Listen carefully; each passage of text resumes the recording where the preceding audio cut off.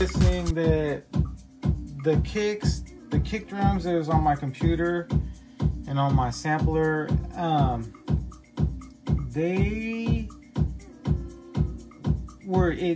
it was easy for them to get buried by a bass line.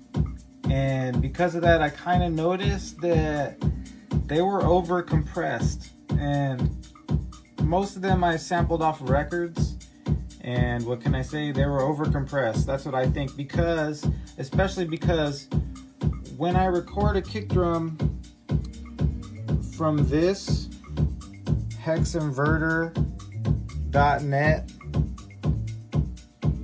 909 bass drum, just basically the Roland TR-909 clone of the bass drum. When I record this motherfucker, it's more punchy than anything else I have, even without a compressor on it. And it kind of made me realize that the other ones is over compressed. So now on this song, I'm not even gonna compress the kick drum. Maybe I'll do a parallel compression, like on a parallel track. But the main one, I'm gonna leave the transient, like Bruce Sweetin says, leave the transient there. Just to show you this sound of this.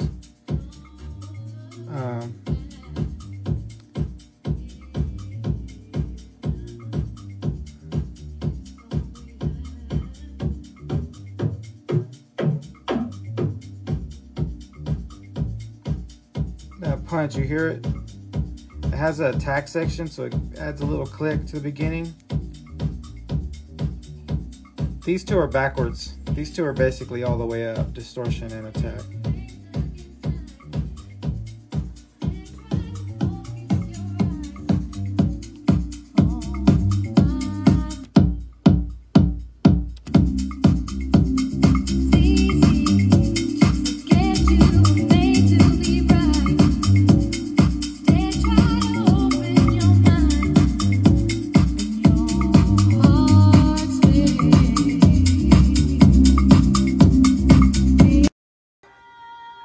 Strings.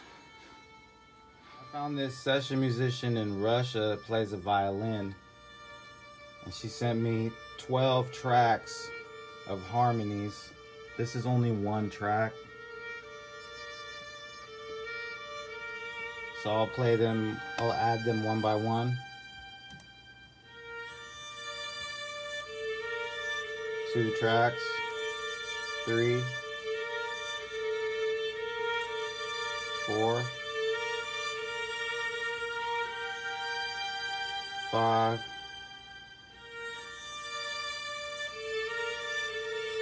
6,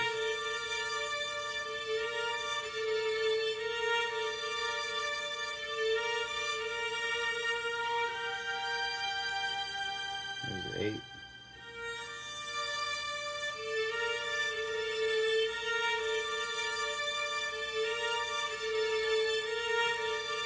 10.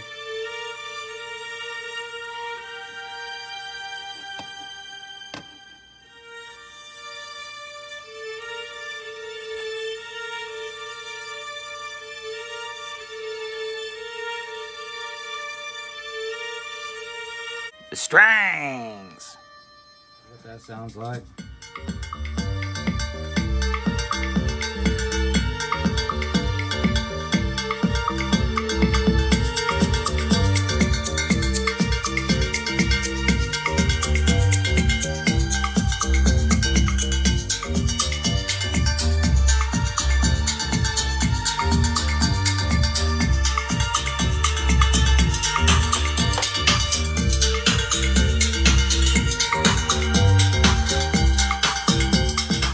Strings. Bass line. How to make this bass line? Okay, I played it with this keyboard into the digital performer as MIDI, and then I'm sending that MIDI out to this what's called a poly DAC. Poly DAC is just the name of it. It's just a MIDI to CV converter, and as you can see, I'm only using one channel.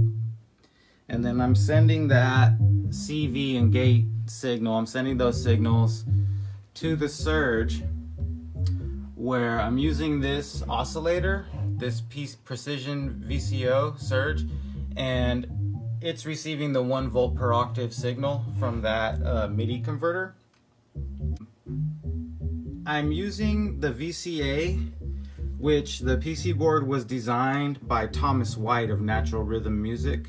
It's a Buchla resonant low pass gate clone that he designed some years ago, and I have it here in a 5U, a bananified MOTM format. The envelope I'm using is a Ian Fritz all-in EG triangle wave, and then I'm shaping that triangle wave, my wave shaping, and then I'm filtering with the Surge 1973 filter, so I can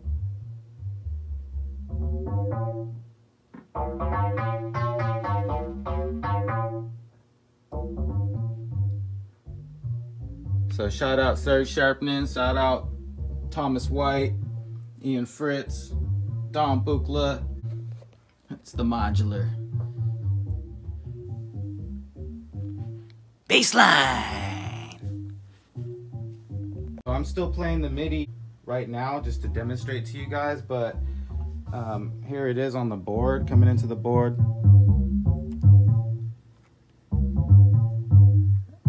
But I recorded it 3 times into the DAW, so let's hear that now. Let's see. These 3 green tracks are the bass line. The bottom one is just a sub, and that's what I'm playing now. And then I have like a low mid.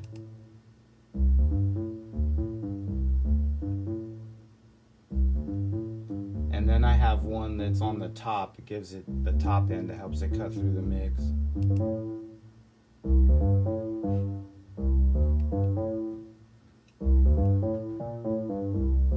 And the only compressor I have on these is each one is getting a side chain from the kick drum.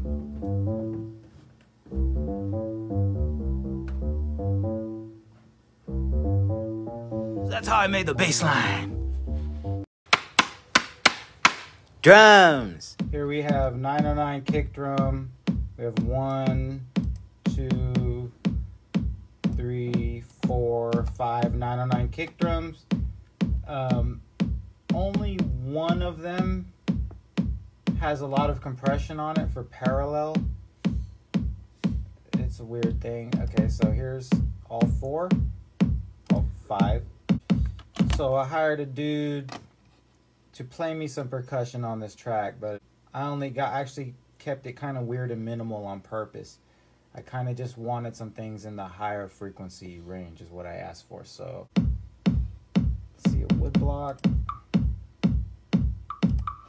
There's a wood block with some reverb. It's a shaker.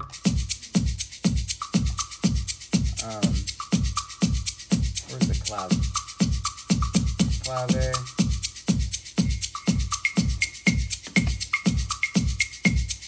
Okay, so most of this stuff was too loose to use when I got it, and it was just way too loose. And so what I did was I didn't want it to be completely soulless. I didn't want it to be sound like it was made by someone who never heard jazz before. So I didn't just quantize it, What I had to do was I had to play this game where I listened to each track that the guy sent me one by one, and I listen in time, along with the kick drum, along with the rest of the beats. And then when I would hear one of the notes, they would go off time, too far off time. It had to go far enough off time to where it kind of bothered my sensibilities. When I heard that, then I would stop it and I would manually quantize it. I just would slide the note on until it fit the groove. And So here, this track highlighted right here is the cowbell. Yeah, more cowbell, man. It's a doubled cowbell. So let's hear it, and you can see, you'll be able to see the ones where I moved it on time.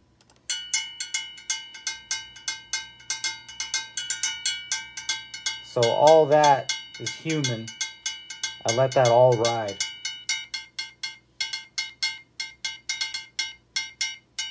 And you can hear where I fixed it, it sounds choppy, but you can only notice that because it's soloed.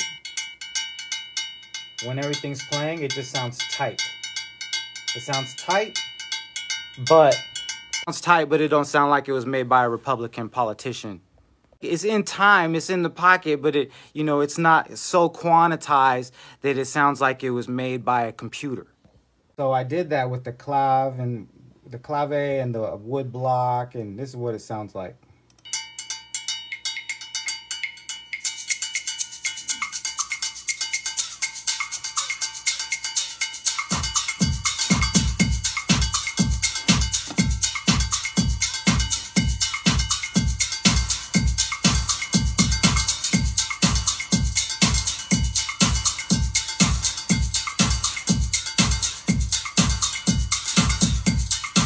Here's what it sounds like with the other stuff.